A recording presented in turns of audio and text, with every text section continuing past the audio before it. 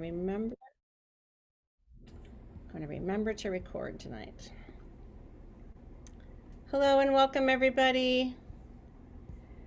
We're just going to take a minute to get everybody in and out of the weight room, and we'll get started in just a sec.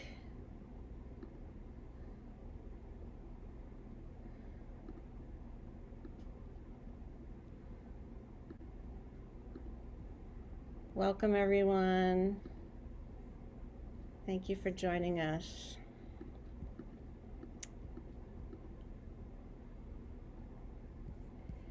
Carrie Davenport. I just found a photo that Carrie Davenport, I'm assuming it was the same Carrie Davenport, took of me kayaking the Sandy Gorge in 2014.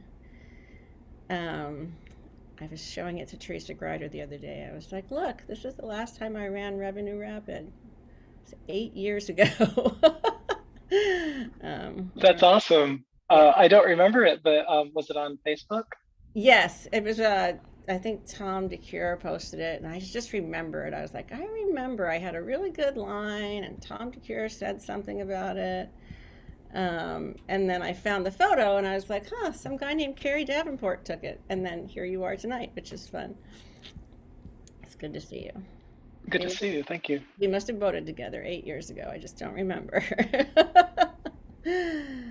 Hi, everyone. Welcome. We'll get started in just a sec. I've got a few more people coming into the waiting room. I want to make sure I get everybody in. And just as a matter of course, I've gone ahead and I've muted everyone. I know a lot of you have got your videos off, which helps when we're sharing video. We don't have video to share tonight, so if you would like to show your faces, I know that always helps the speakers to feel like they're speaking to someone, so feel free to show your faces. You're a friendly bunch, handsome bunch. Hi there. And we'll just give it one more minute. I've got a few more folks coming into the weight room. And then we'll get started.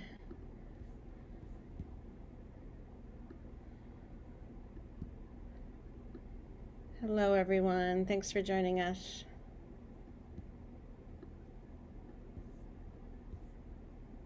All right. I see Antoinette. Perfect. We've got, and Adam must be still with us, even though I can't see him. Oh, there you are. Because yes, you're being active in the chat, so you haven't left. Fantastic. A few more people to let in, and then we'll get going. All right. Good evening, everyone. My name is Deborah Kane. If you don't know me, I am the president of the Lower Columbia Canoe Club. We're the host of tonight's discussion on diversifying paddle sports. So I just want to say thank you so much to everyone who has joined us. I see a lot of familiar faces, so I know we've got a lot of club members on the line, but I also see a bunch of folks that I don't think I necessarily recognize. So if you want to, as we're getting started, just pop a note in the chat. Let us know, where you're zooming in from. I know this is a topic that's of interest to folks, all across the country. So thank you, those of you who are joining us and not necessarily, frequent members of the Lower Columbia Canoe Club talks. We really love seeing new faces. So thank you for joining us. A little bit of background on the impetus for this talk. And excuse me, so sorry, I'm also keeping a half eye on the weight room. So as I mentioned, I'm Deborah. I'm the president of the Lower Columbia Canoe Club, and the Lower Columbia Canoe Club, oh my gosh, it's a club that exists in Portland, Oregon. Our members are made up largely of folks in the greater Portland metropolitan area. We're canoers, we're kayakers, we're suppers, we're IKers. And the club has existed for like 50 or 60, 65 years. It's a very, old and long-standing club. I'm a relatively new member of the club.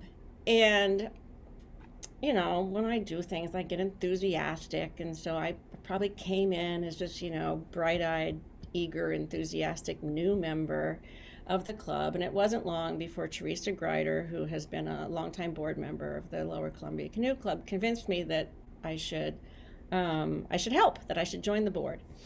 And the position of president was available because long-standing or long-serving, I should say, President Mark was stepping down, Mark Scantlebury, after many, many years of service. And I thought, okay, well, I'll join the club as the president. And I came in as the president. And my big agenda, and this was only last year, so 2021, at the beginning of 2021, my big agenda was I want to make the Lower Columbia Canoe Club really welcoming and a safe space for female boaters, because that was the lens that I brought to my role on the board. I thought, well, you know, I go out boating and I get intimidated by the guys, and I don't necessarily always feel, welcome when I show up to paddle.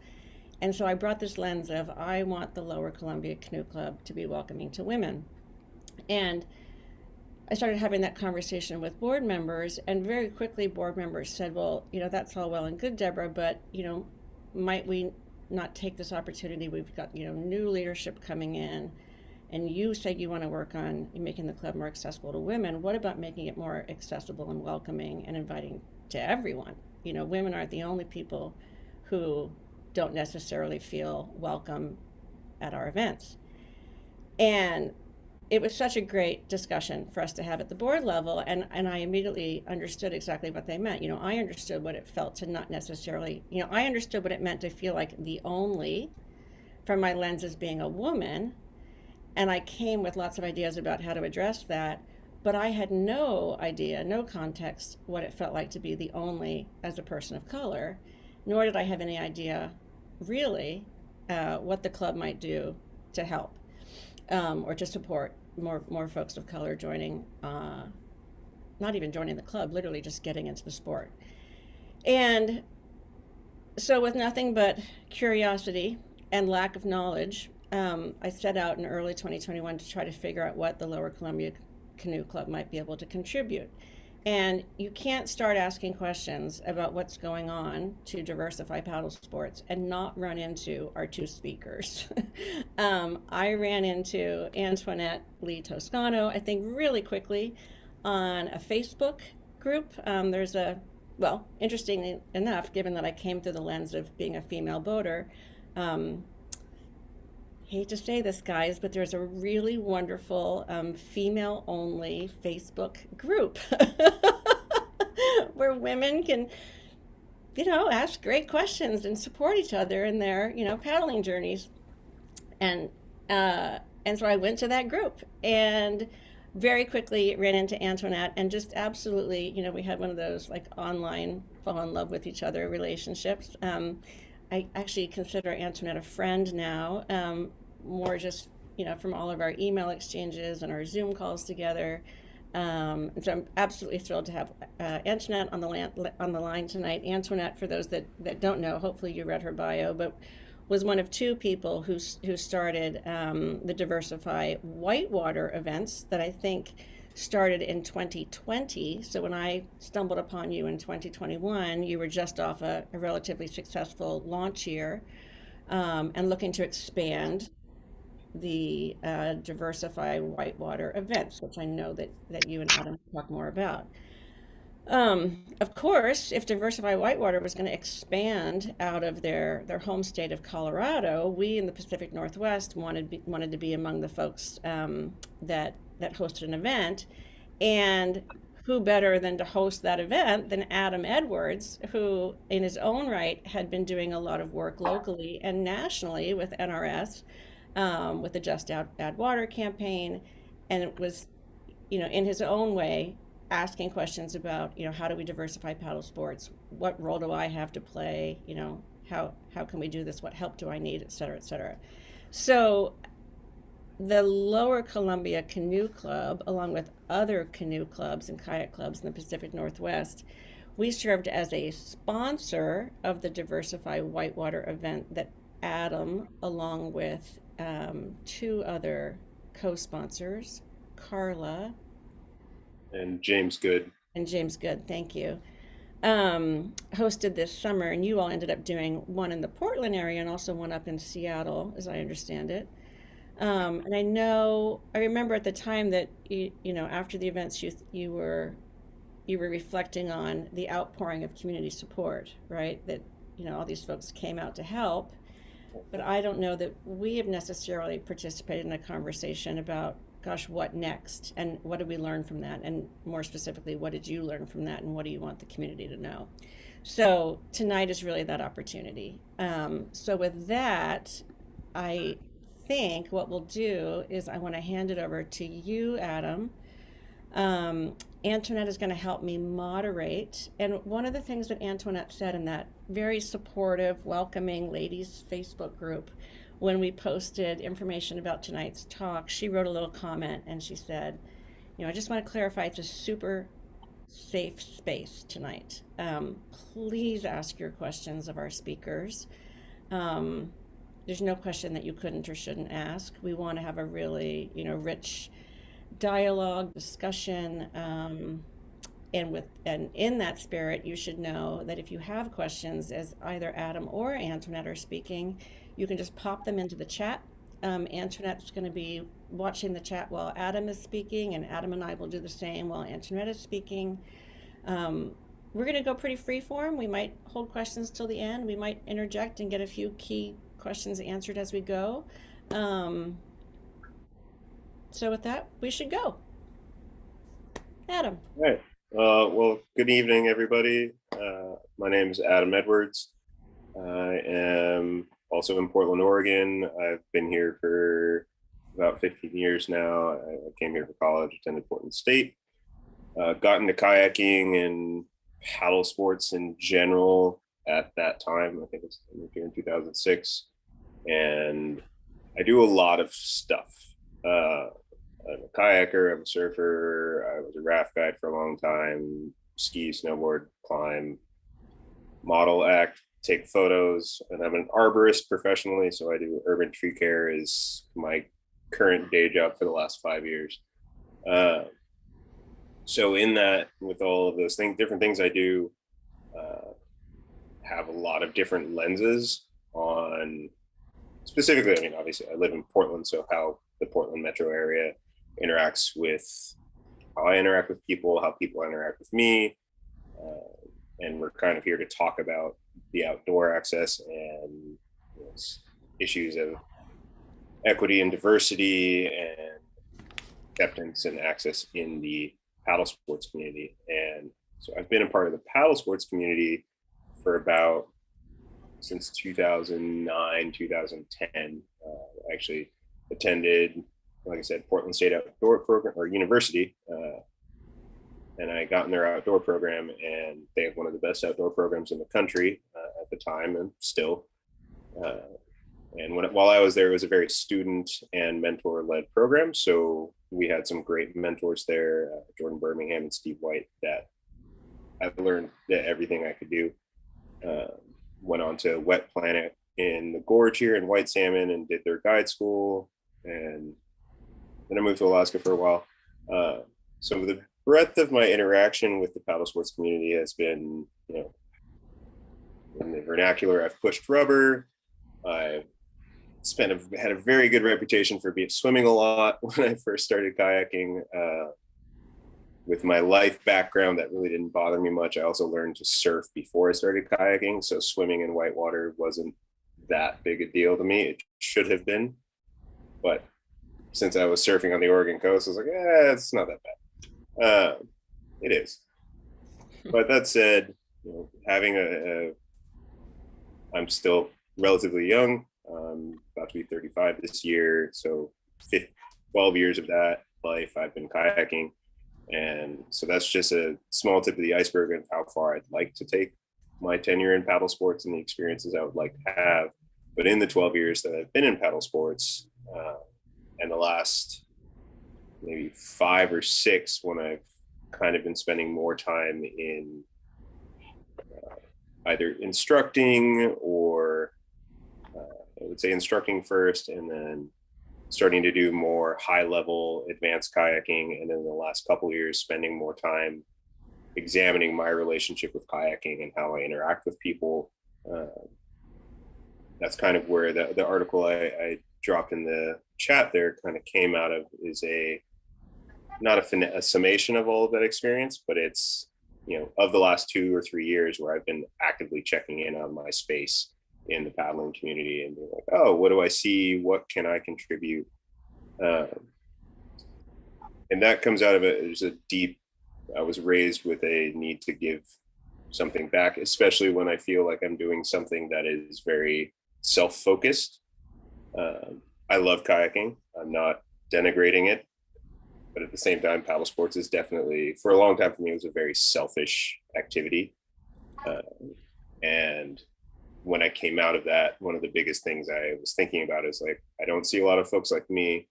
I also don't feel like, outside of diversity and gender, I'm not giving much back to my community. And how I got good at kayaking and paddle sports was a bunch of people took the time to teach me and spend countless hours teaching me how to do these things on their free time. Took me out, watched me swim, helped me find gear, all this stuff. And while I did do that for people throughout my time in paddle sports, I really didn't feel like I was using the breadth of my abilities to do so. So where Deborah was saying, one of the things we didn't get to discuss after the event last summer was my feelings coming out of that. And there was a lot of things. That's also where this article came from. It was like, it was a amazing experience. We had last summer, we did an event on the Sandy River at Oxbow Park. It's a very beautiful park in Portland, managed by our Metro governing body. It's got an amazing, you can paddle to and from the put in and take out in the same park. You got a lot of different spots to go down. There's bathrooms and jungle gyms and all those things. So it's just a very nice, soft entry into the world of paddle sports. It's also one of the areas in the Portland Metro where we have a lot of accidents because it's so easy access. And they tend to be people of color or people of lesser socioeconomic status, things like that, where they're just, they're out having a good time. They don't necessarily have the full dial-in that many of the people in our community would have around a resource like that. The water's super cold, there's wood, you can't just go dive into it, et cetera, et cetera. So out of that event, first and foremost was we had an almost 1-to-1 ratio of volunteers to participants. Like the support from the Portland and Seattle communities was stellar. And we're in the side note is we're in the process of planning events for this summer and fall, and already the outpouring of support is pretty much the same, if not more. So everyone should, like, everything we take out of this talk, definitely learn and grow from it, but at the same time, like, people are showing up and it is seen and it is appreciated. The other things I took out of that event were I didn't do enough marketing. 40, like a 1-to-1 ratio of volunteers to participants. Like, we filled up pretty much both sessions. We taught kayaking, canoeing, stand-up paddleboarding, and rafting. And both the Portland and Seattle events, one of the biggest, wasn't even a critique. There's like, a lot of folks showed up and like, I only heard about this yesterday because a random friend who has a friend that paddles told me about it. Like, if you posted in this group or you posted over here, you wouldn't have known what to do with how many people would have shown up for this. And in my planning for events this year, I, through some mutual friends, was introduced to a community group in Portland that did the exact same event last year and actually held like 2 or 3 more on their own with community funding and like county funding. And so I'm trying to work with them this year. There are, I'm getting ahead of myself here, but there are people doing whatever you're thinking about in life, somebody's doing it. And like, we do have unique ideas, but like, as a species, there's definitely some overlap. And with certain ideas, there's definitely some overlap. So that's something I've turned around this year and spent more time trying to research, like, who out there is doing this thing. And that kind of comes into some stuff I can talk about later and we can discuss. But when I'll say that, people are doing the same work, and it's fun to find them. The next thing I found in that, and one of the things I was probably a 2 or 3 reflection that led me to that point with our events, or with that event and things I've taught, is keeping it simple. I remember during my tenure as a kayak instructor, definitely in the beginning and definitely in the middle, one of the critiques of my instruction was I made things difficult, or I was not necessarily the most willing to accommodate certain like needs or discomforts and things like that. And that's definitely a byproduct of many of the worlds I inhabit professionally and personally, where I'm a big Black man that was raised on working really hard. I'm a very resilient family. What my familial culture is like love one another, but put your head down and work hard. And that doesn't translate well for everyone. That doesn't work for everyone in their learning. And like we know at this point in the 21st century that there are different learning styles, there's different communication styles, all of that. But we all still have to learn that lesson. So one of the things I brought into the events I've been working on and the projects I've been working on in the past and currently is trying to keep it as simple as possible. And that's something we did with the events last summer. And that was actually well received because a lot of folks, as much as however many whitewater kayakers there are in the room I'm speaking to you, we are like the 0.01% of paddle sports, for better or worse. If the census took a measure of who kayaks in a year, it's who takes their boat out the garage once or twice a year and goes paddling on a lake, has a wonderful day.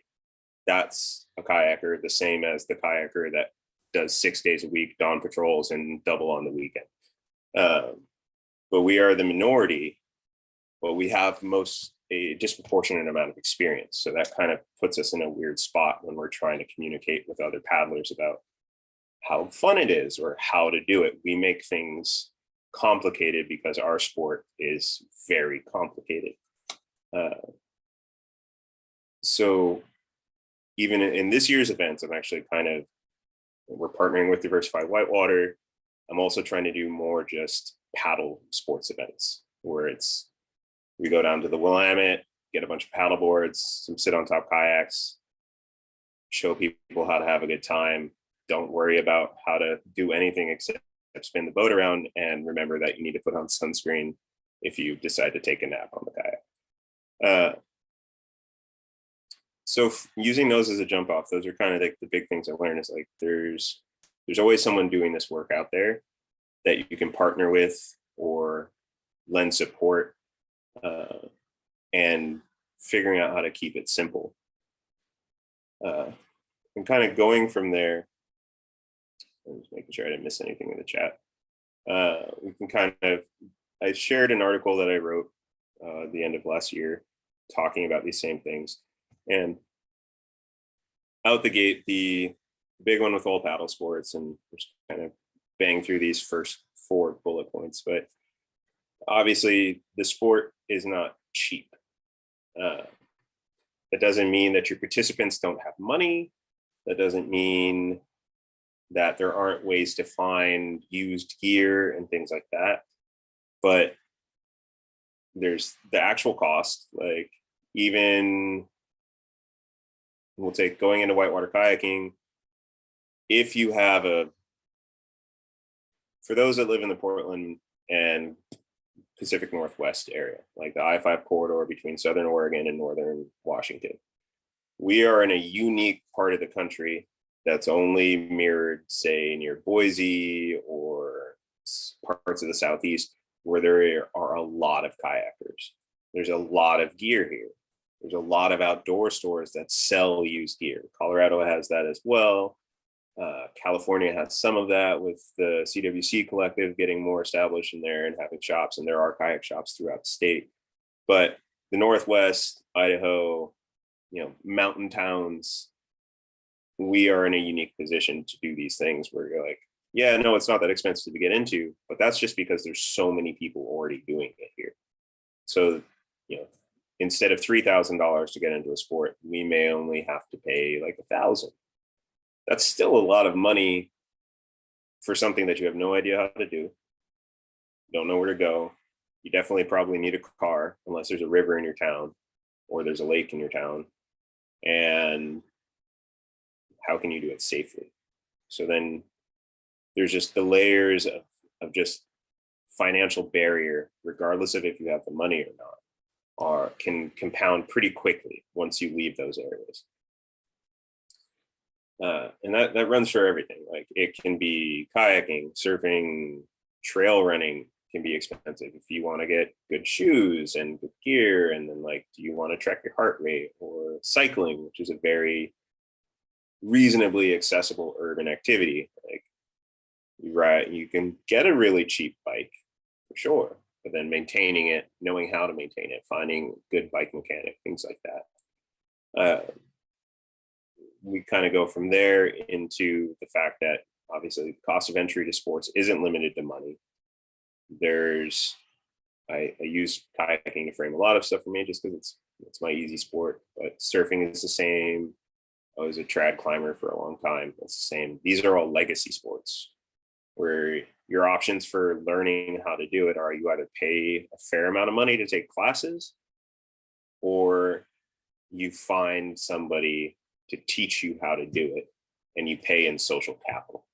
So either way, that's a big investment. You're either spending hundreds or thousands of dollars that you're working however many days a week to get that money and then spend all your free time learning how to do this new activity that's very uncomfortable because you haven't tried it. Or you're making friends with people that you don't know very well out the gate and sharing very emotionally and physically intense experiences, depending on what the sport is. And like, when I say that, I flash immediately to like hard climbs, hard surfs, and hard kayaking, but like emotionally and physically intense is different for everybody.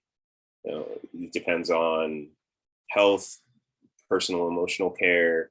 What do you have? High social anxiety, things like that. I have high social anxiety. I would rather paddle class 5 than go to a dinner party with a bunch of people I don't know, like 110% of the time.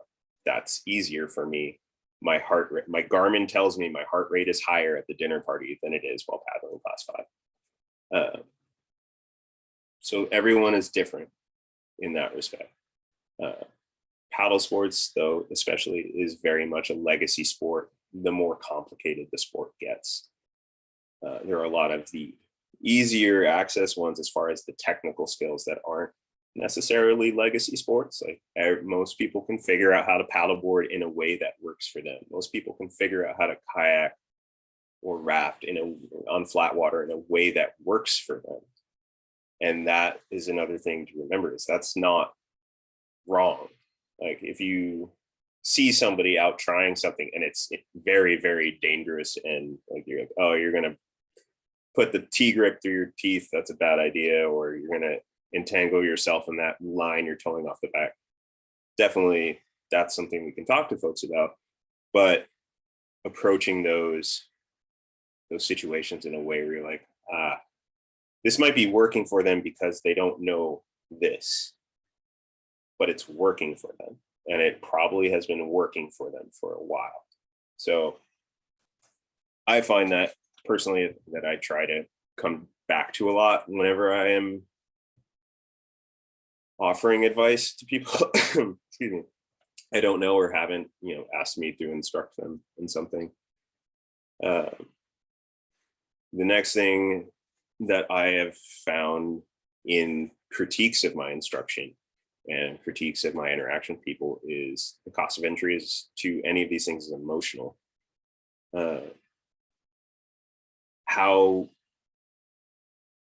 How we talk to one another when we're well versed in a sport, how we treat one another when we're well versed in an activity is very different than how people who haven't done the thing treat each other. There's just it's imagine all the things, if you have siblings, you would say to your siblings or your partner or your best friends. And then imagine the things you say to strangers in the same context. Like it's a pretty easy parallel as far as like, we just speak differently to one another, and there's a base understanding that we often assume other folks have. And it goes beyond terminology. It's just the ground level of how we communicate with one another. There's a lot of assumptions that are made. Right now, one of the hot button topics in my extended friend group is how we talk about certain runs with people, certain whitewater kayaking runs, and how to describe them in ways that's not gatekeeping, but also making sure folks understand what they're getting into or not getting into and why. And we haven't really figured it out, because they're in surf culture, there's very much gatekeeping, where people are like, you don't belong at this break, you shouldn't be here. Yes, Courtney, exactly. Courtney brought up that some parts of kayaking culture can be really off-putting. For example, whenever we all get together, the main topic seems to be gnarly swims and rescues. And that's spot on exactly what I was talking about. That is a current conversation within my friend group. And there's two sides to that for the friend group that I am inhabiting in this conversation. Is, yeah, we talk about it a lot. It's when we're in a larger group of people, no one understands. And if we're with new paddlers, it's terrifying, because the gap from where they are to where we are seems insurmountable and now not desirable. When we're with people who don't paddle, we sound crazy. Internally within the group, we're having those conversations in the best case scenario, where it's 5 or 10 of us, all paddlers, all in the same, at least mental place about what we're doing. We're having that to try to decompress and understand what's been happening.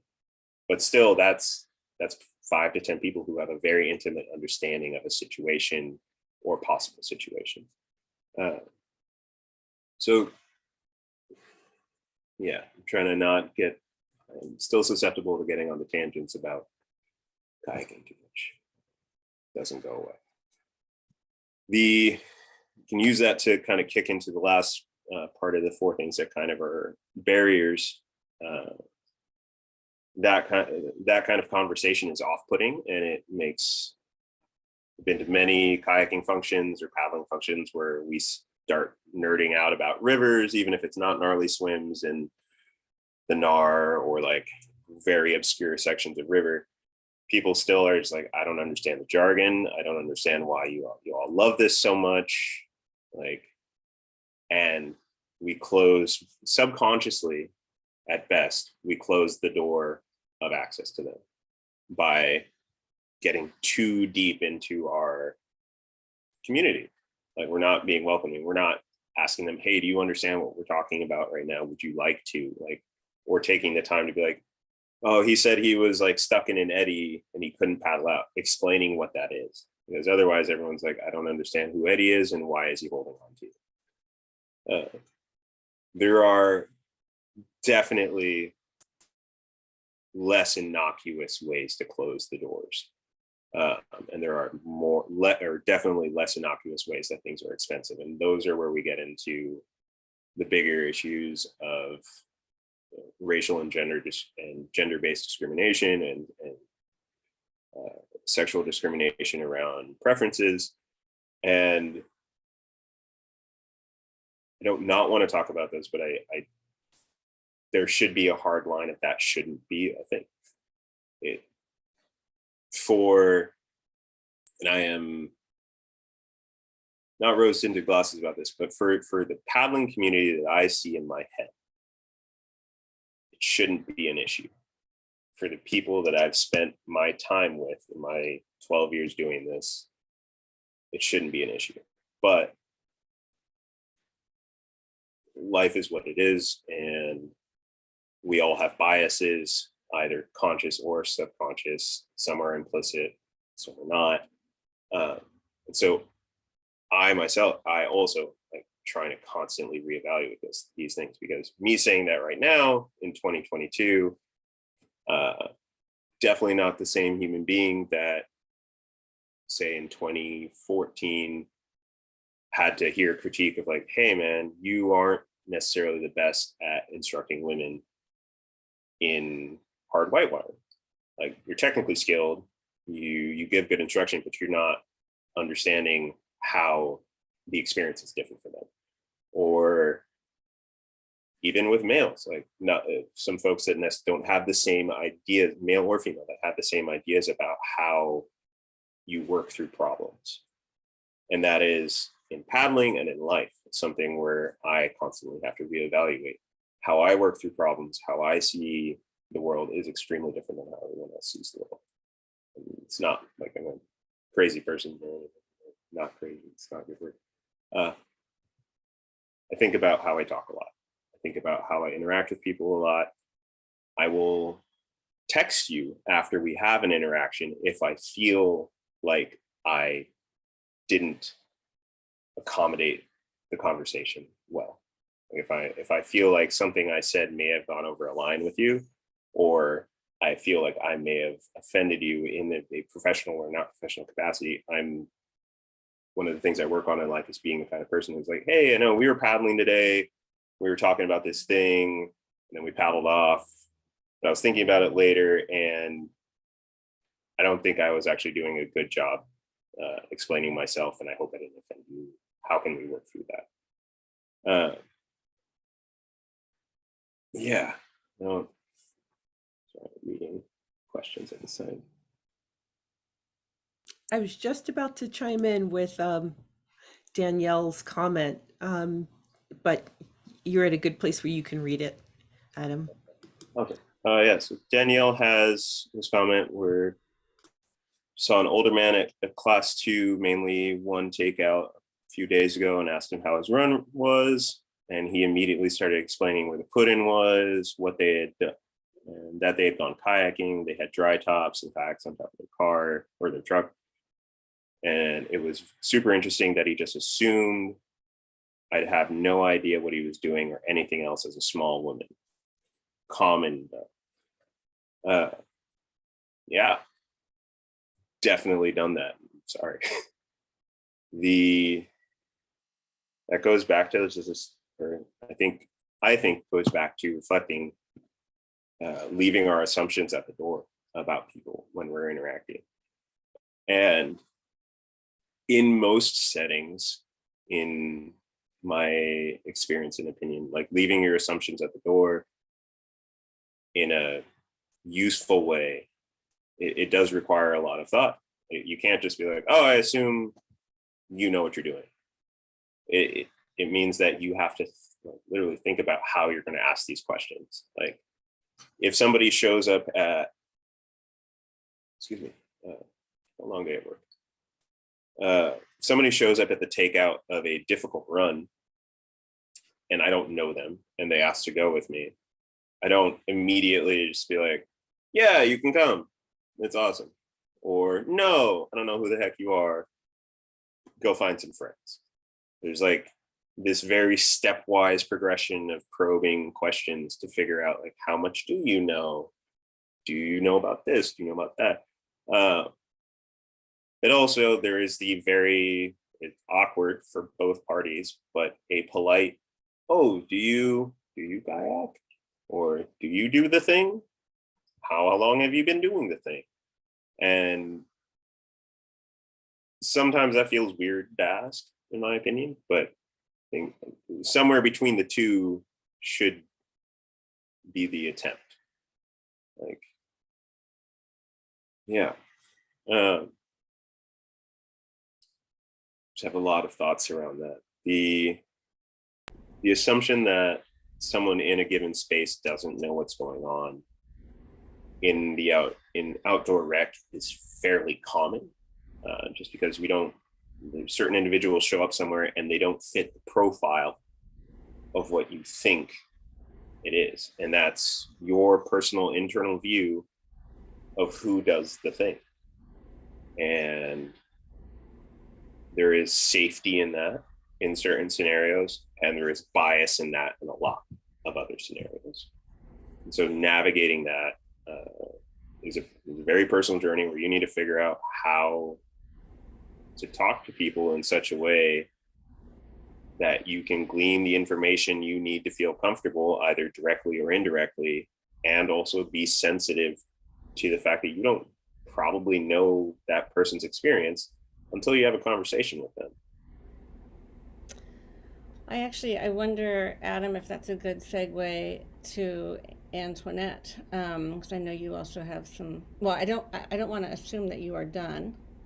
No, only thing I had was going to read Danielle's follow-up comment is that she was just out for a run and was asking how his river time was, and she's pretty sure he was just learning. So,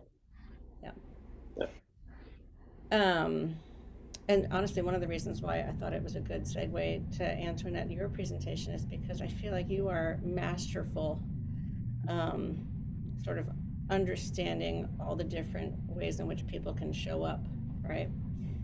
I hope so. I think you are. Thank you. You are. Adam and I have very similar philosophies, so it might feel like a little bit of an overlap. I think I'm going to take a slightly deeper dive on a few of those topics and hopefully don't bore you too much. I have a few visuals, so I have some slides that I will show. I'm not going to read the slides because you can do that yourself, but I'd ask that can everyone see the slides? You can just do a thumbs up. Perfect. So I don't know if you can see this, but it's recording what I'm saying. So I will try to ignore that. Don't know how to turn that off right now. So we're just gonna go with it. Antoinette, that is you being as inclusive as absolutely possible. You just you exude inclusiveness. I think that's from a different presentation, but yay, we've got closed captions, I suppose. So I am joining you from northern Colorado. It's a little bit hard to look at my screen and you also, so I'll try to make eye contact as I'm looking at the slides.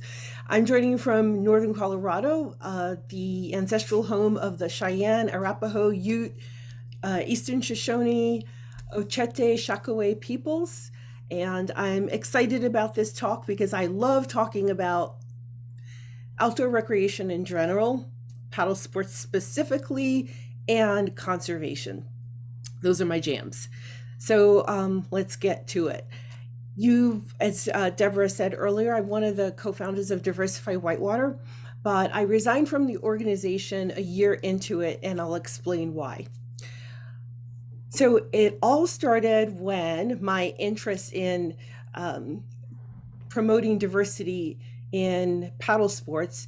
When I became a paddler, I showed up to learn how to kayak with a service dog, a walker, a traumatic brain injury, a spinal cord injury, and a full-time caregiver, and I could not even take care of myself at that time.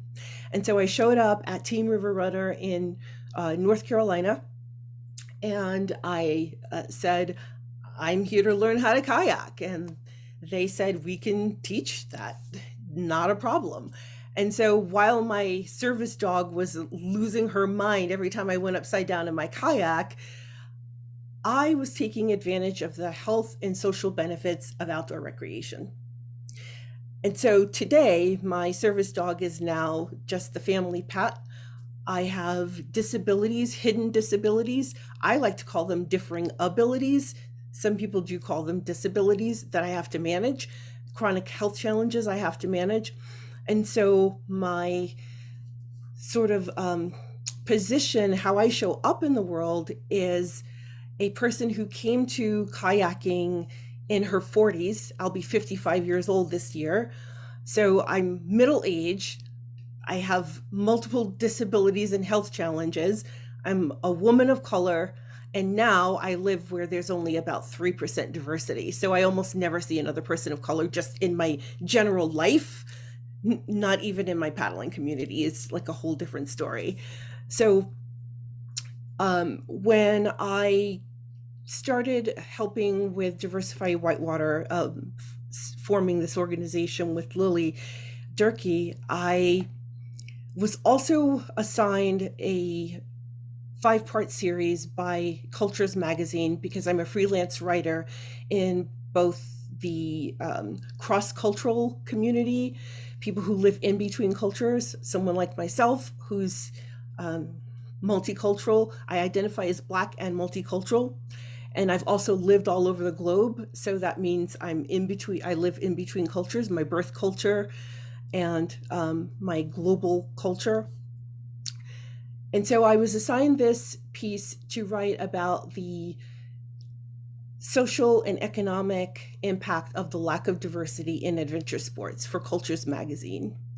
And so I began interviewing people from all over the world, professional athletes, industry leaders, casual enthusiasts. And what I was learning at that time led me to believe that what we're doing with Diversify Whitewater is wonderful, but what do we do with people? How do we support them after we've introduced them to paddle sports? What next? That was my thought as we were creating the organization.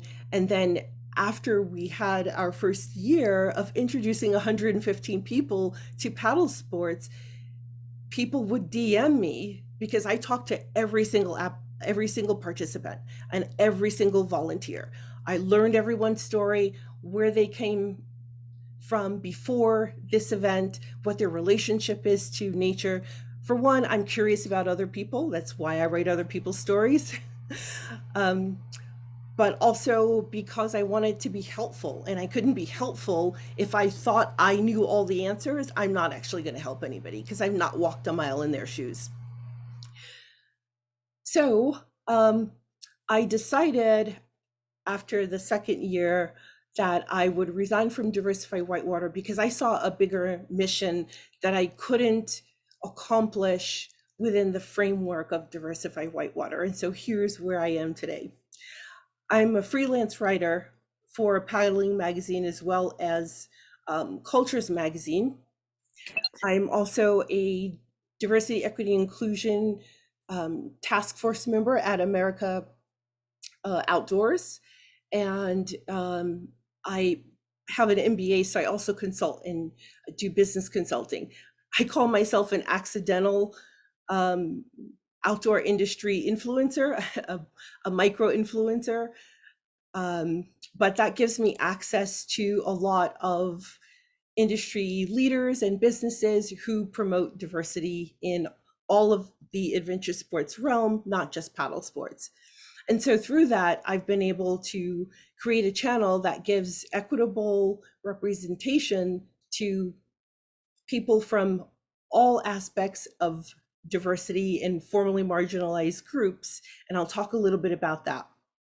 So what you can see here on the screen, I'm not going to read the data for you, but what you might notice is that the outdoor industry collects information about white men and women, about Hispanic and Black people, and they don't collect any data on Indigenous folks, on Asian folks, on people with disabilities, on the LGBTQ community. So if we want to diversify a sport, shouldn't we know what all the various flavors of diversity there is, how we are either reaching these people or not reaching these people? So when I think of diversity, I think of more than just ethnicity. I think of the fact that plus size explorers are often not welcome in our communities, in our outdoor recreation communities. I think about people with I have a hidden disability, so I could not share that with you, and you might think, oh, this is great, this woman showed up for kayaking and it's going to be awesome. But if my friend who has a lower body amputation shows up, I hear people say, oh, are we going to have to rescue this guy all day? So there are lots of formerly marginalized groups and underrepresented groups that make up this diversity framework. So if you live in Chilean Patagonia, the United Kingdom, the European Union, Malaysia, China, Hong Kong, you have access to no costs or low cost adventure sports training, gear, apparel, and equipment. And one of the, John, you might see your quote there, and one of the wealthiest countries in the world, like the United States, we don't have these. We have micro versions of it, like Diversify Whitewater and Outdoor Afro and Vibe Tribe Adventures, which you see here on the screen. But we don't have a nationally sponsored adventure sports network for people who can't afford to go out on their own and get the gear, apparel, equipment, instruction, set up safety, transportation, etc. All the things that make up your ability to recreate. And so I wanted to do something about that.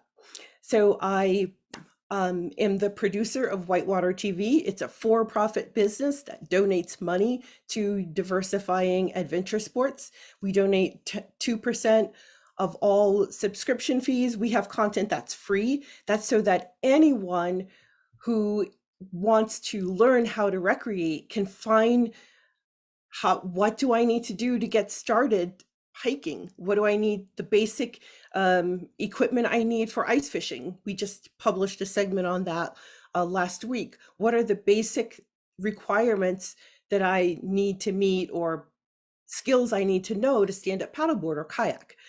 So some of the content is free, but some of our premium content is at a cost, and we donate that to organizations like Vibe Tribe Adventures that helps people who are from primarily Black and Brown communities to recreate.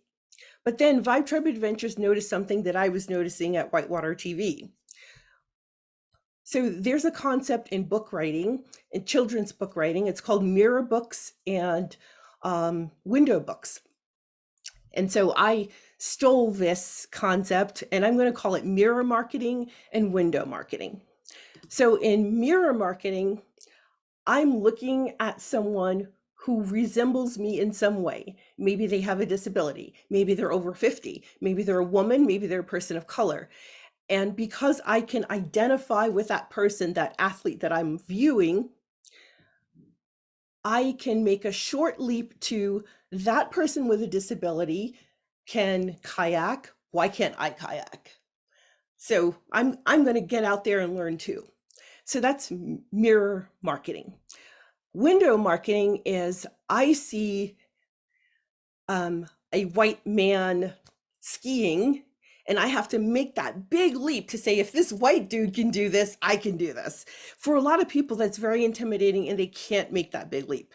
So when little Black girls don't see people who look like me kayaking, it's a huge leap for her to believe that maybe she could do this too. It's a huge jump for her parents to believe that she can do that. And when her only image is of someone doing a sick 100-foot drop, mom and dad will not spring for a kayak for that. But when they see someone like me, who's a class 2-ish, maybe on a good day 3 minus boater, doing the thing, and I'm super posty on social media about my struggles and about my challenges and my setbacks and how difficult it is to learn to roll your kayak when your brain thinks up is down and left is right all the time, because I have had a brain injury. So when one of the barriers that is difficult to overcome is what you believe about yourself. So in my family, we had the thought of Black people don't do that. Black people don't recreate. My siblings thought I was an embarrassment because I was outdoorsy. My whole life I had to fight with my parents, stay out of the sun, you're getting too Black. That's what poor people do. Why are you playing in the dirt? I bought you toys so you don't have to play in the dirt. It's called farming. I'm growing stuff. Well, okay, that's acceptable because you're producing food, but stay out of the sun. So I had to overcome a lot, 10 years of fighting with my parents that no, you cannot become a bow hunter because someone's going to kill you in the backcountry. They don't want us there. And so for a lot of people of color, this is the thing that we hear in our communities. You're not a real Asian because you do too many white people things. So access to the outdoors does not mean that all problems are solved and you can recreate. So I have access to the outdoors. I have gear, equipment, and apparel. But I was hiking the other day on a public park on a trail, and I was running. There were 6 other white people there, but someone called the police on me because a Black woman with a cell phone and a water bottle who's running on a biking trail is dangerous, or whatever the situation. So it's not just about saying, hey, we're welcoming you into this community, it's going to be fine. If you have had experiences where you have been unwelcome in places where you should have been welcome, for example, when I was a corporate executive, I was in my corporate CEO finery, and I went into a high-end store to buy a new suit, and I was wearing a suit that's on a mannequin a few feet from me. And an associate said to me, "Can you afford to shop here?" And she brought security with her. So I got back in my car and was like, well, I guess I can't shop at that store anymore. But that also happens in the outdoors. So also the cost of gear, like Adam was saying, is a factor, but also transportation, lodging, time off work, childcare, elder care. So if you make everything completely free and you say to someone, like we're doing now with the American Adventure Sports Club, we're taking 10 high school seniors to guide school. I have to ensure that they have all of the gear, equipment, apparel that they'll need for school. I have to ensure that they have spending money for the trip, that they have transportation, that for some of them who have jobs that contribute to their family household, I have to make sure that that person being away from the household and not contributing for a week won't mean that that family can't pay a bill. So there's a lot to consider. So when you're thinking about how to be a good ally, it's not just saying, well, the river's here and it's free, or I'm tearing down the barrier, I'm bringing a dry suit, a helmet, a paddle, a kayak, and I'm going to teach you at no cost. There may be lots of other barriers, like some of these women in the photo are wearing clothes that belong to me. I had to help remove some barriers for them so that they could paddle this day, right? So there are a lot of hidden barriers that someone who doesn't identify with you may feel uncomfortable telling you about. So really taking into account the whole person that you're helping is very, very important. And people of color, people with disabilities, people who are low income earners, we don't just want to participate in outdoor recreation as just an enthusiast. We also want to work in the industry, in public facing jobs, not just service jobs that are sort of behind the scenes, like facilities and maintenance and those kinds of jobs. We want to be kayak instructors also. We want to be raft guides. So what I envision for Whitewater TV is a platform that provides an equitable opportunity for all people to be showcased or highlighted. And the result of having a woman of color who is a TV producer online and on some smart TVs is that I was able in 1 year to get 5 people who from formerly marginalized communities sponsored. And it's because I knew how to talk to, as a micro influencer is what I'm called in the industry. I know how to talk to the companies who are looking for brands to say, this is why I think this athlete might be a good fit for your marketing campaign, for example. And so it's really important that we're not just diversifying paddle sports just for the sake of, because it's fun and I want you to enjoy the thing that I geek out on, right? It's also creating jobs. In Colorado, the outdoor industry is a 37 billion with a B dollar industry. But you see very few people of color that aren't doing maintenance and service jobs. So through Whitewater TV and my work with the American Adventure Sports Club, we're creating access for recreation, entrepreneurship, and jobs. And it's year-round programming, and I'll tell you what that's about in a moment. So when we're thinking about removing barriers and being a good ally, everything sort of falls into checking your biases, or being a good ally requires that you check your biases, like Adam was saying, and that you remember that no one wants to be your project.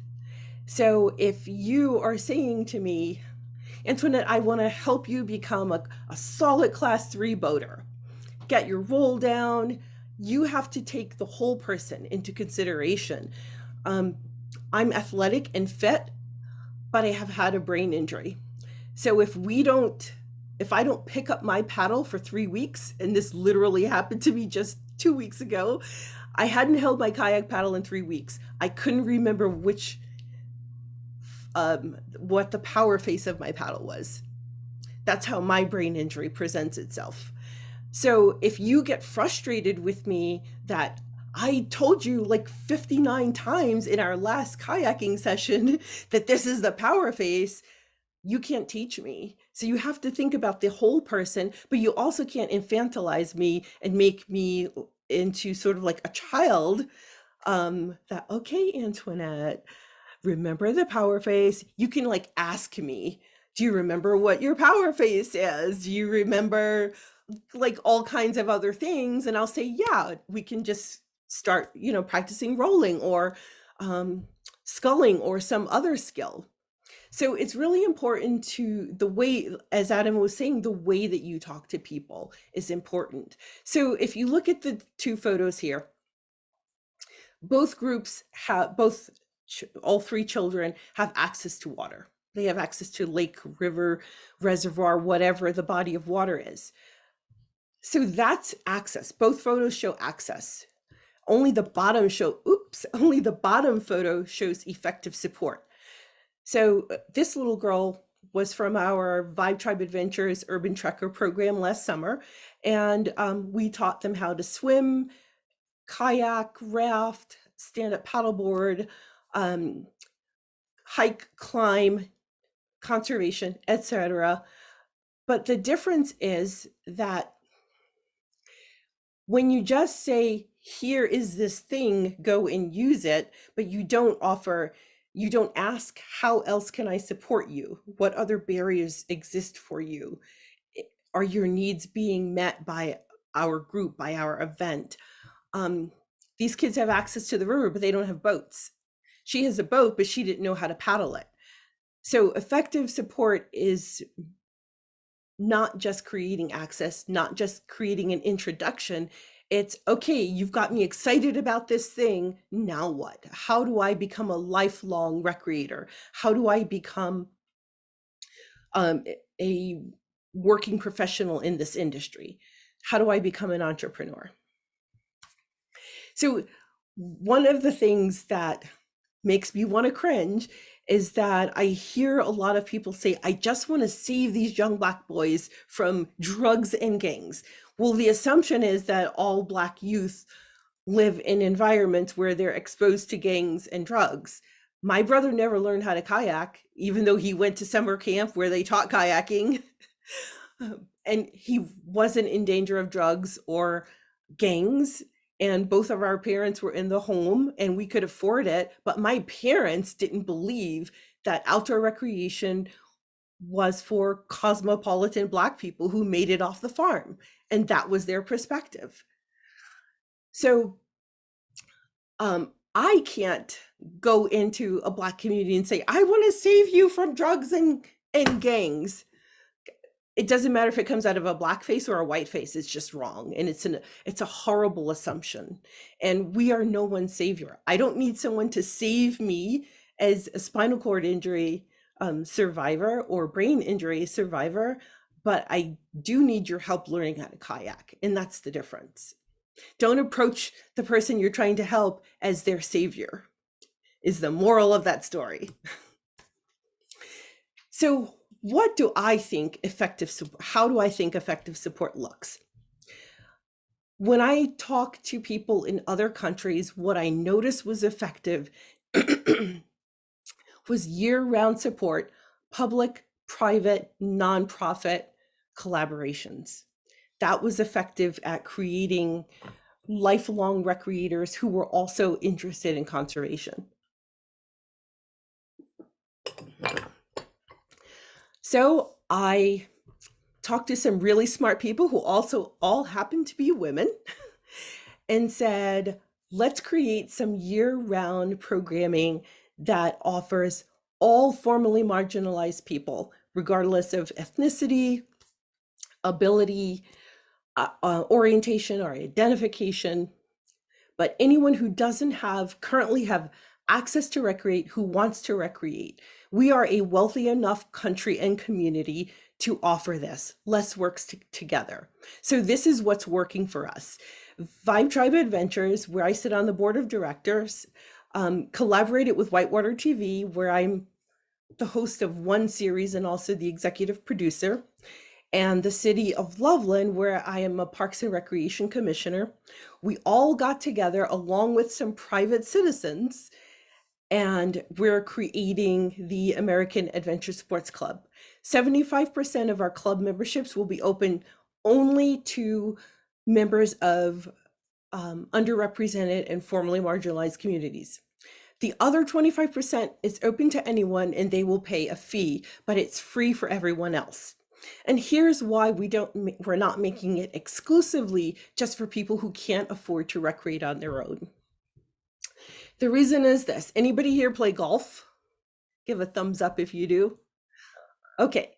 When I was a very young woman, an older man said to me, if you don't know how to play golf, you need to learn, because many opportunities and decisions are made on the golf course that you will never hear about any other place. And so that exposed me to a whole different world than I had previously been exposed to, and opportunities. So when I left the Army, many people struggle. I think I forgot to say I'm an 11-year Army veteran, but many people struggled when they left the Army, even if they had a college degree, because they didn't know how to transition into the civilian community, and they didn't have networks that many of you may have developed when you're in college. Well, something that happened to me was because I had a network that helped me learn about job opportunities that I could apply for. They also gave me letters of recommendation, and I walked out of the Army on a Friday and started my new job on Monday, earning twice what I was earning. You know, my income doubled over the weekend, basically. And so that opportunity of bringing together people from various socioeconomic circumstances who may not have otherwise met is a potential networking opportunity that they might not have exposure to in any other way. So instead of taking them out to the golf course to make business connections, we're taking them to outdoor recreation places where they can make connections with people who could potentially offer them a job, or might sit on a hiring committee, or might offer them a letter of recommendation because they know them from their adventure sports club. And so that's why we're making it 25% is open to a group that will pay. And the other thing I learned from the data is that even people who can afford to recreate, 24% of last year's new entrants into the sport, 24% said they would not continue recreating. I believe it's because they couldn't find community. It's very hard to break into a group of friends who all get together and paddle together, and you're kind of the new person in the community, and no one's inviting you to go paddle. So here's what we're offering at American Adventure Sports Club. Not everyone is going to love water sports. No matter how much you help them get over the fear or teach them how to swim, not everyone is going to love water sports. So we wanted to offer multiple sports. So there's, of course, going to be kayaking and stand-up paddleboarding, but also fishing and hiking, practicing leave no trace and catch and release principles, and developing conservation ambassadors. When I'm sitting on DEI panels, and we're talking about who has access to equitable access to water, or clean drinking water, or water to recreate in, there's almost never anyone without an advanced degree that's participating. There's almost never anyone that's a person of color that's not part of the panel discussion. And so when people start asking, well, why can't we attract more people of color? Why can't we attract people from various socioeconomic levels? And the reason is they're feeding their children at the time that you're having this event, or they're working and they don't have flexible jobs where they can just pop into a meeting for an hour and pop back and go back to work. If you don't have a connection to nature, it's hard for you to think about nature past what comes out of your water faucet. So I've been connecting outdoor recreation and adventure sports to conservation as a way of showing people, once you learn to love this sport, whatever the sport is that you choose, you can also start thinking of, how can I protect this place? How can I keep it clean? How can I keep it safe from like broken glass and things like that? So we're creating conservation ambassadors. And so the American Adventure Sports Club, the first order of business is our nature camp this summer for the youth. It begins in June and it ends in August. And at the end of this first cohort of students, of 30 students, they will know how to be somewhat independent recreators. They don't have driver's licenses because they're third and through sixth graders, but they will know how to hike and fish and stay safe and read a map and use a compass and swim and archery. They'll be able to talk about conservation at an age appropriate level to their peers and family members. And we're doing it together as a community. So rather than creating an opportunity that's only for people of color, I'll be honest with you, that doesn't sit well with my philosophy, because in my belief system, I am as concerned about my happiness as I am concerned about Joseph's happiness, or Oren's happiness, or Samantha's happiness. So for me, doing something for this one group of people over here and telling these other group of people, you don't fit in this box, so I can't help you, just doesn't feel good to me. That's not a judgment on anyone else. I'm glad other people are doing that kind of work and that it feels good to them, and they should continue with it because it's needed and necessary. But that didn't feel good to me. What feels good to me is to help anyone that doesn't have access, to help anyone that has a need. That feels good to me.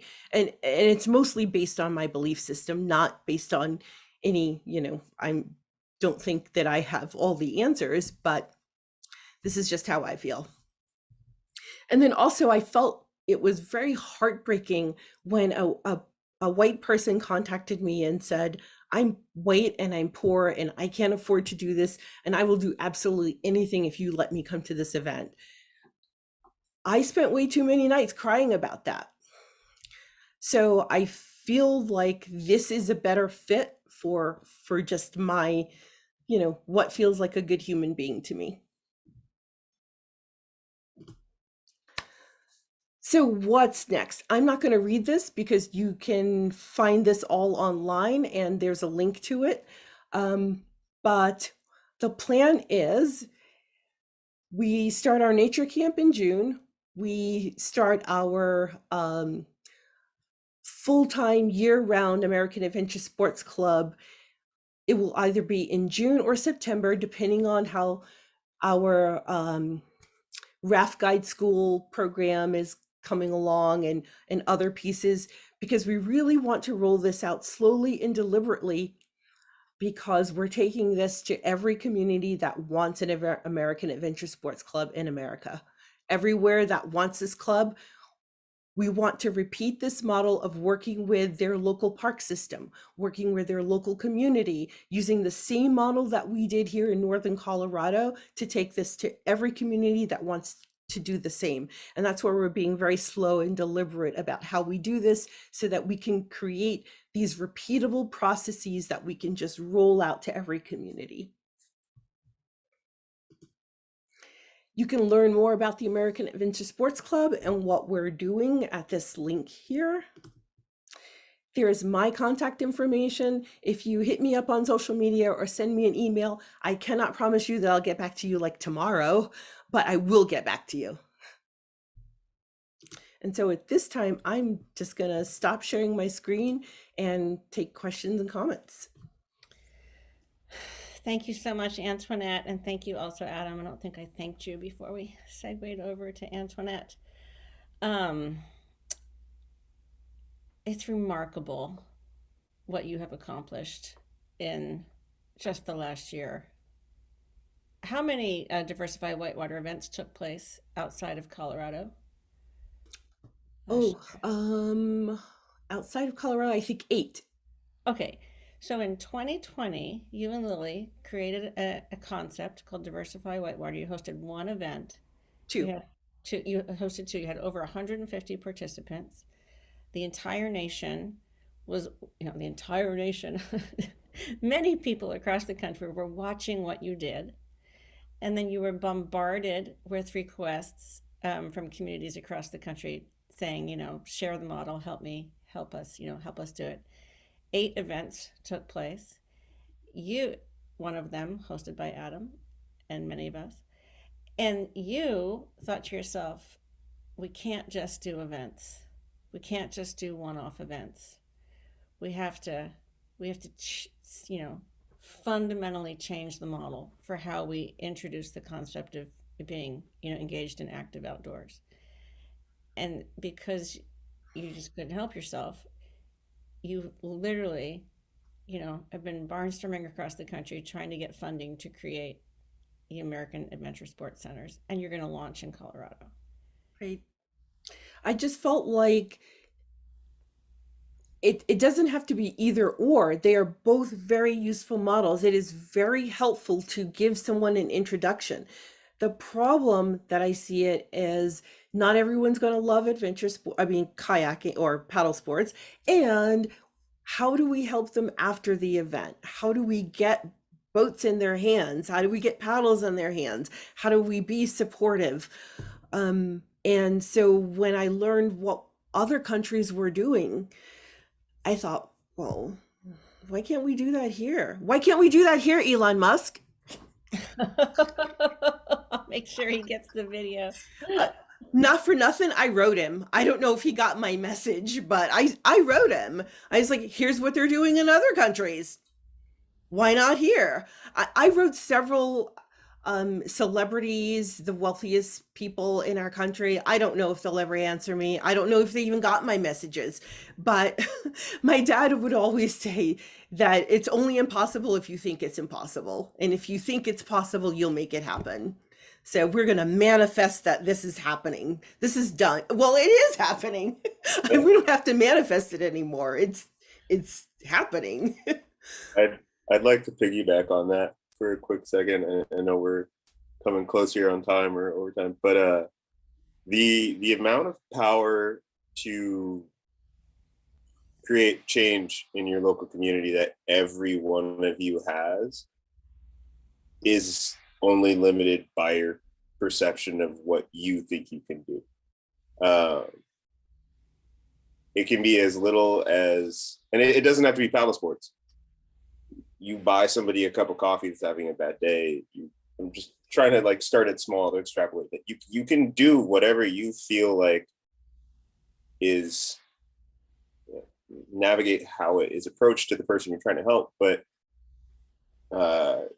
there's a group of us in the Met Portland area and my friend group that have been trying to, be the change we want to see in the world simply through our personal actions. And it's nothing that we're going to go around and be like, hey, we're doing this, this, and this. But in our day-to-day lives, like that's just something that we decided to try and do. That could be helping in this conversation, that can be helping somebody with gear, that can be a ride to the river, being like, I'm going to be your paddling buddy or your adventure buddy. I don't care what you want to do. Like, if it's don't make them feel like that. Saying it that way will make them feel weird. Make it sound like it's the best day ever for you too. But meeting people where they're at and knowing that the smallest action, if timed correctly, can change somebody's life is huge. And I think that's, asking these individuals that have so much more resources than the rest of us have at our point in life, maybe one of them will respond. Or maybe, you see somebody that needs some gear and you hit up your paddling crew to be like, hey, if we each pitch in, $15-20, maybe we can get this person a paddle, or maybe we can get them a helmet. Like, you see that person on the river who's showing up with busted gear every weekend and they're there every weekend. You have an extra life jacket in your closet that's better than what they have. Let them borrow it at the very least or something. Whatever feels comfortable, but like, we are more capable to be change than we think. We just have to kind of like marinate on it for a little bit. We have at least 2 questions in the chat. I want to try to get to both of them. Oh, and one new one coming in. But I'm looking at John Sue's question. I agree with everything that's said about lack of access and barriers, but I want to repeat what Adam said about lack of role models. No one looks like me is instructing me. Where are the paid guides that look like me teaching me? Where are the paid kayak instructors that look like me teaching me? And I had actually the flip side of John's question, because as you were talking, Antoinette, you really hammered home the point about hidden barriers, right? And you did it so beautifully. And you said, in essence, you have to understand that there are hidden barriers that someone that doesn't identify with you might not recognize, but someone that doesn't look like you might not be even willing to trust, right? With the knowledge and information. With the question. Yeah. So imagine being a plus size person and asking, I've got chafing in my legs and we're on this hike. What do I do about it? Do you have anything? And you have to ask someone who wears a size 2, right? That's, whoa.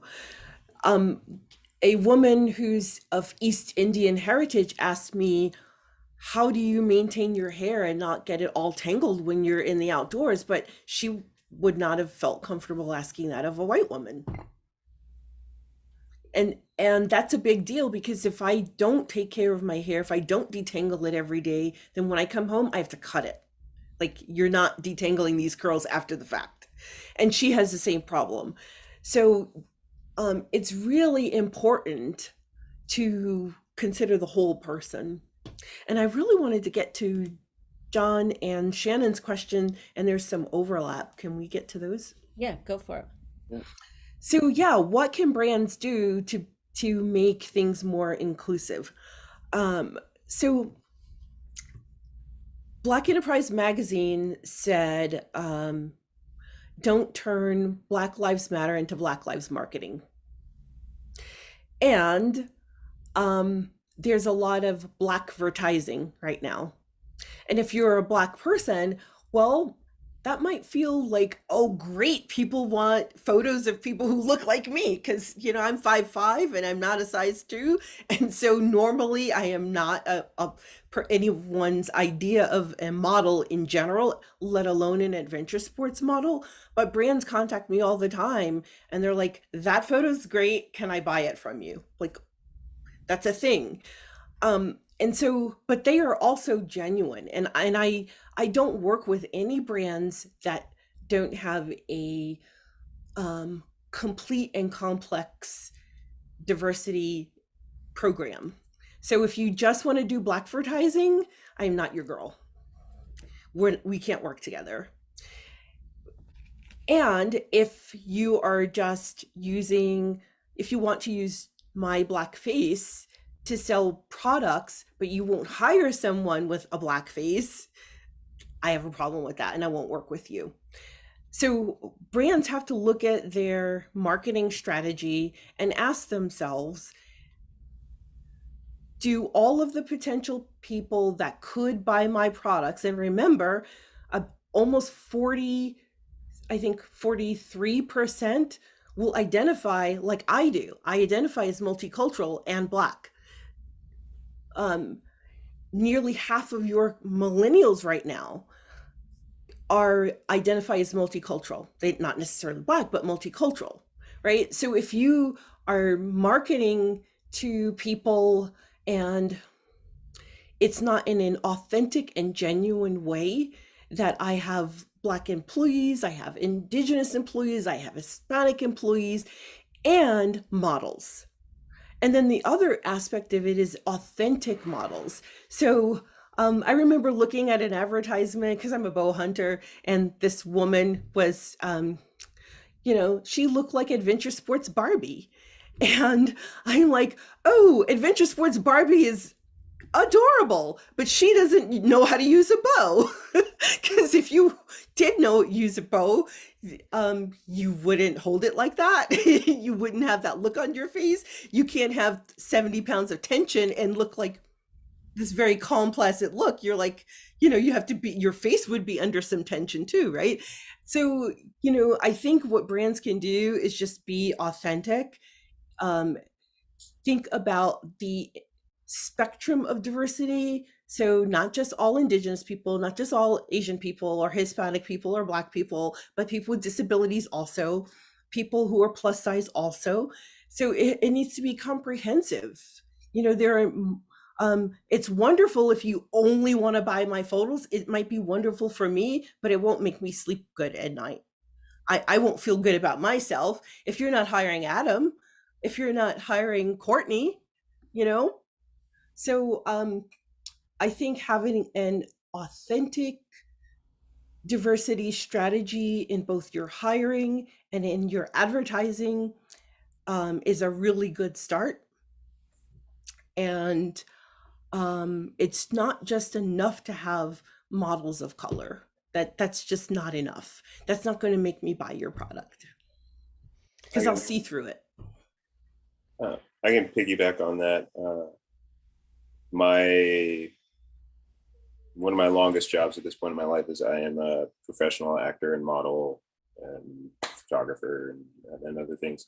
And there's the question kind of was like piggyback through how brands are starting to, we have greenwashing, we have blackwashing, folks are trying to tick the diversity box in a variety of marketing forums across all industries. And I personally, I do benefit from that. That is one of my jobs. It's one of my full-time jobs. And I've watched and experienced a very marked increase in interest in what I look like. That's, for like, a joke among us is like, I'm a walking coat hanger. And sometimes people like a walking coat hanger. Oh. You put clothes on us that, like Antoinette was saying, you can hire authentic people to do the thing, or you hire models. And the issue historically with hiring models is, for better or worse, has been like, they may not know how to do what they're supposed to be doing. But they check the box of what they're supposed to look like for that. So now over the last, 5 to 8 years, in the larger brands, there has been a very big push to start hiring authentic models who can do the thing. And there's a lot of reasons for that in the industry. Some of them are great. Some of them are just pure capitalism, where you take the emotion out of it and they're like, we need people that look like this, that know how to do this, so that we can sell to this demographic. And how you feel about that is a separate conversation. That's kind of how those things are working. In the paddle sports industry, I am, from what I have experienced and what I know over the last several years, I'm happy to say a lot of the brands that you know, if you go out and look, are putting in the quote unquote work about, you know, increasing access, increasing diversity, are not pulling away from, putting as much effort into authentic marketing and authentic individuals. They're finding folks, they're not focusing solely on like how big, how hard, how fast can you do things. They're finding people who are actually out, like, I go out on the weekends and I have a good time. I use this gear because it helps me get out there. And to kind of rewind a bit to where I was saying, like, there are some aspects of this that are pure, are logical, objective marketing. You can't sell or influence people or draw people to any of these sports if all you do all the time is show one kind of person doing one completely crazy thing that a very small percentage of the entire user base will ever do. Like, we love to watch the X Games, we love to watch the Olympics, but it's a very small percentage of the population. And yeah, there is also a small percentage that will buy that like name brand item all the time, but like most of the people are going to do the thing a few times when they're feeling really good, or they're going to keep it at the level where like, yeah, I tried to paddle like class 3-4, I didn't really enjoy it, I like to paddle class 2, or I tried stand-up paddleboarding, I'd rather be in a sit on top kayak, or like I tried trail running, I'd rather go for a walk. Like, I'm very much trying not to sound jaded about it, but there is a calculus to how what you see gets in front of you.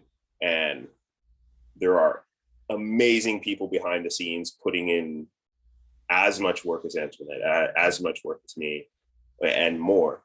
And there are other people who are very objective and understand how to tick boxes. So I think with piggyback on what Antoinette is saying is like, I think both of us have a lot of experience with navigating that, and we have our metrics for how we decide who we want to work for. I, full disclosure, have been doing this or doing modeling and acting for so long. I do have my personal metrics, and that's not necessarily something I'm going to get into here. But I do a lot of work with a lot of brands, and it comes out of a thing. We went all the way back to what I said at the beginning. Is like, this aspect, this journey in my paddling career is, you know, been several years in coming, but it's definitely been gaining speed over the last like 3 or 4 years. And that came out of a series of very important to me friendships where a very close friend of mine said, if you can't see it, you can't be it. And he was like, you're the only Black dude I know that does this at this level.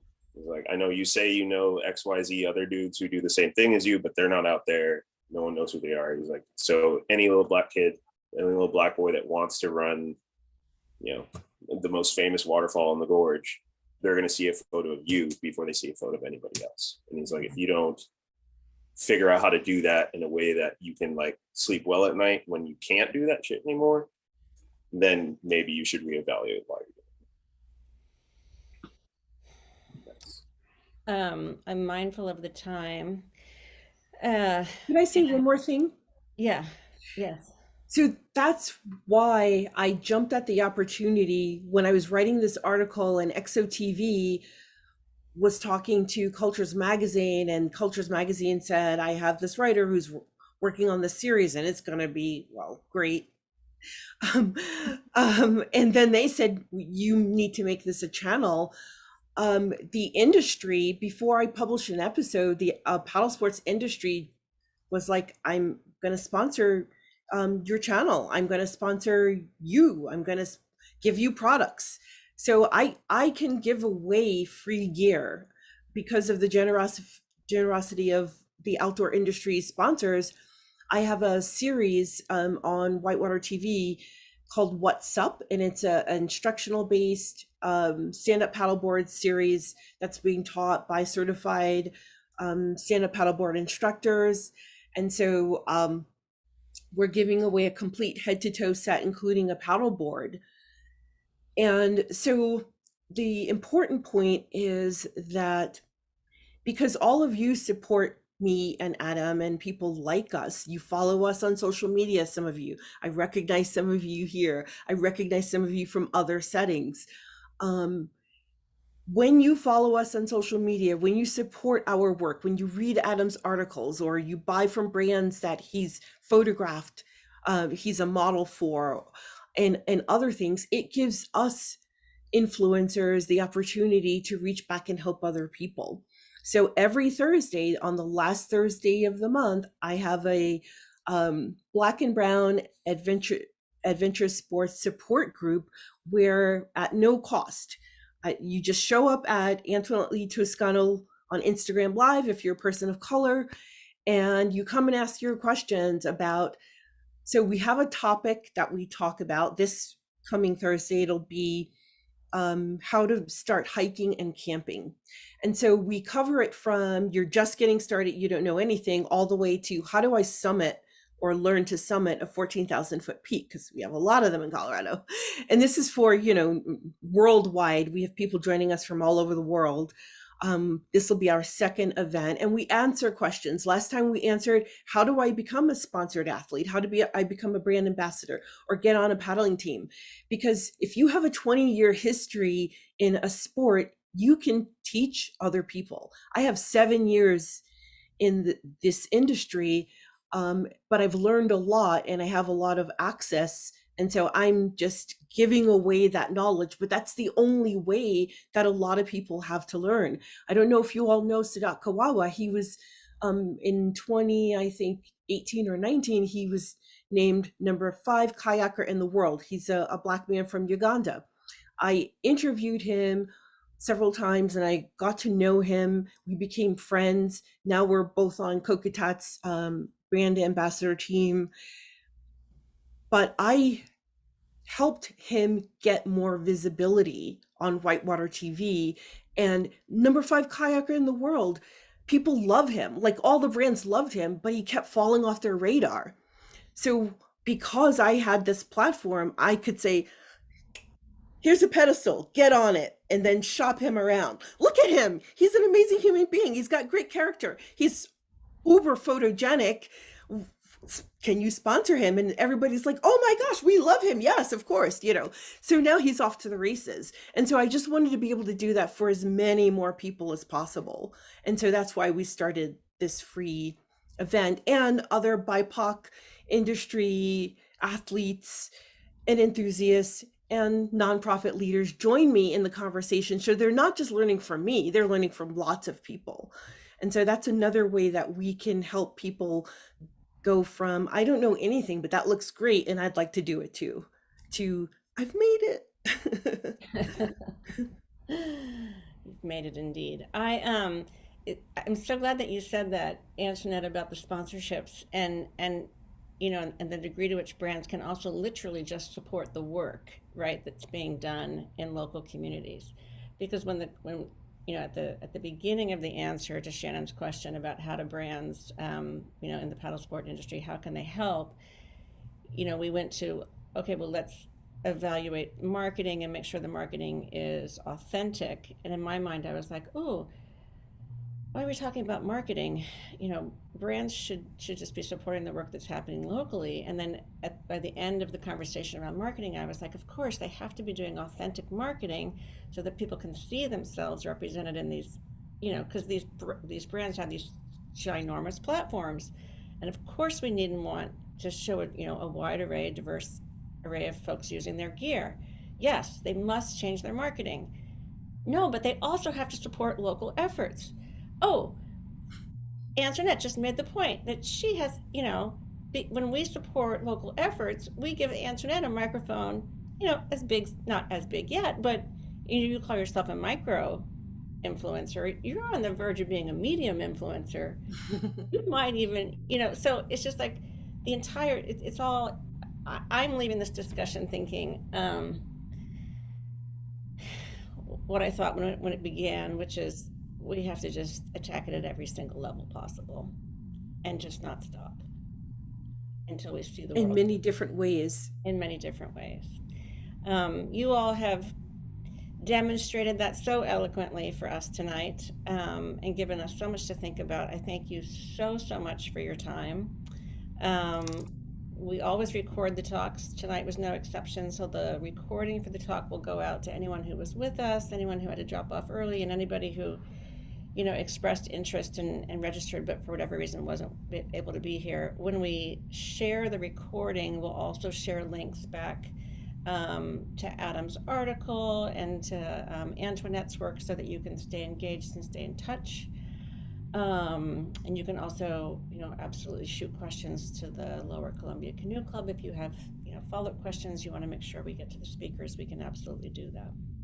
So with that, thank you. Thank you all. Feel free to email both of us or hit us up on social media.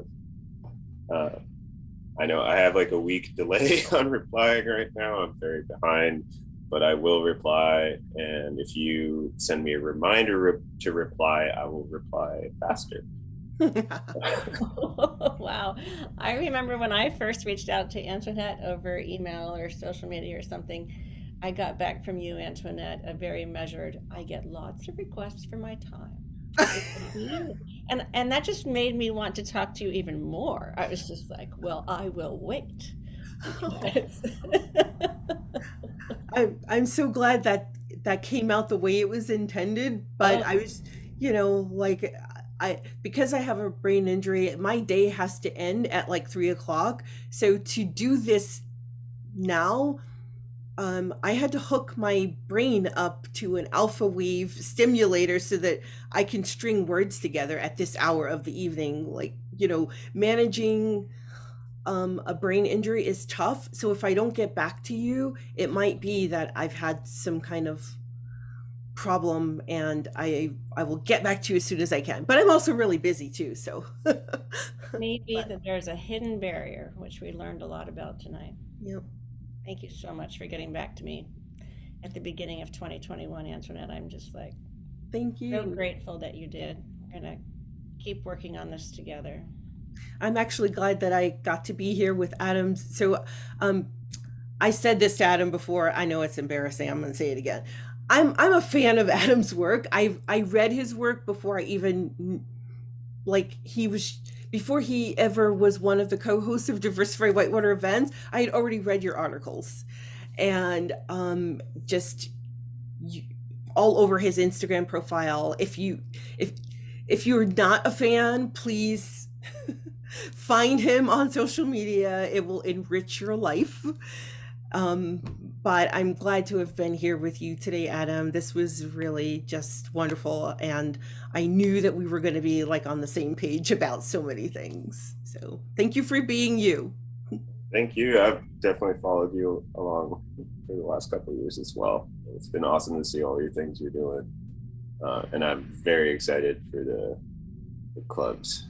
I was very like, oh, here we go. When that's the next logical step. It takes a village, and you got to do all the things to get everybody on board. I can't help myself. I want to jump on the little love fest here and say that it is true, Adam. I'm sorry, but if you follow Adam on social media, it will enrich your life. It might get weird. Whatever. You shared on social media an excerpt from a poem probably 3 years ago. The guy who wrote a poem a day. Oh, yeah. Do you remember? Oh my God. It's a lot of early mornings. And it's like everybody like hates social media. You want to get off social media. And then some guy that you barely know named Adam Edwards shares an excerpt from a poem. And you're just like, oh my God, my life has changed. That poem changed my life, just so you know. Glad you enjoyed it. Landed at the right time. All right, you all. Thank you so much for joining us. Enjoy the rest of your evening. Antoinette, go unplug your brain. Yeah, that I'm proud of myself. You should be. I put sentences together after 5 o'clock. This is awesome. Thank you. All right. Have a good night, everyone. Thank you. Bye. Bye, folks.